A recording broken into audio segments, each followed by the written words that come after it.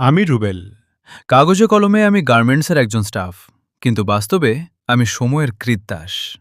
প্রতিদিন সকাল ৭টায় ঘুম থেকে উঠি, আমার ছোট্ট মেয়েটা তখনও ঘুমিয়ে থাকে। অফিসের তাড়াহুড়োয় তার কপালে একটা চুমু দেওয়ার সময়টুকুও পাই না। রাত ১১টা, কখনো ১২টা। বাসায় ফিরলে দেখি সে শুধু আমাকে একবার দেখার জন্য জেগে আছে। কখনো ঘুম ভেঙে গেলে বলে, বাবা একটু খেলি না। কিন্তু আমি তখন ক্লান্ত। শরীর চলে না, চোখ খুলে রাখা দায়।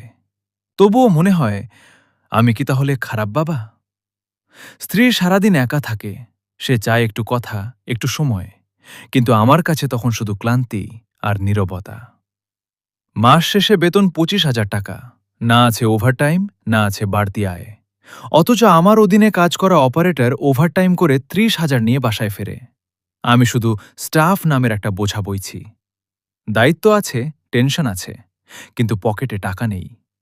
মে দিবসে সবাই অধিকার চায়, কিন্তু আমাদের মতো মানুষদের জন্য কি কিছু বদলায়?